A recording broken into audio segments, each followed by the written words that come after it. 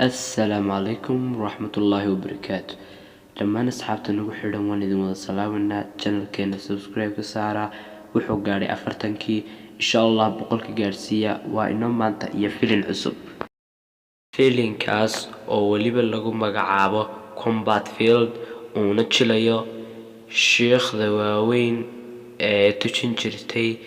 masjidkeena qaaliga ah masjidka muxaramka ee Maka ku yaala ayuu tujin jiray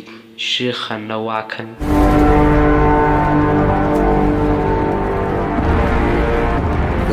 sida aad aragteenba maanta markaa fiidiyogeenu waxa uu ku saabsan yahay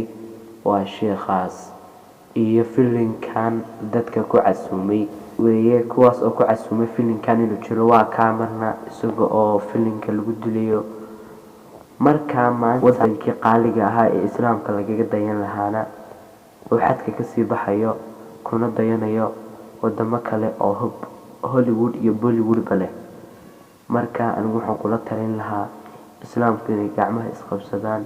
cadawgooda iyo gaalada ka dhex faa'iideysanaysa ay ka jeestaan dhig jalaq u dhigin laakiin ayagii baa isku ciyaaraya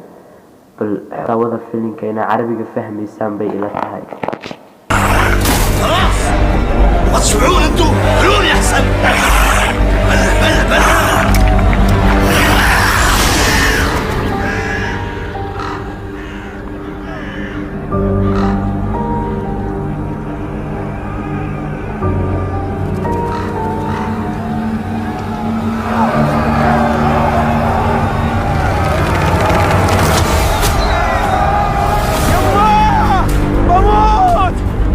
توقع اجيبها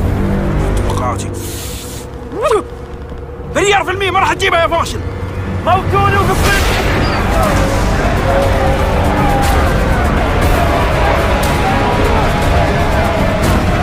يقولون أهلنا الأولين الله يرحمهم إذا جاء موسم الرياضة الجديد عليك بالكومبات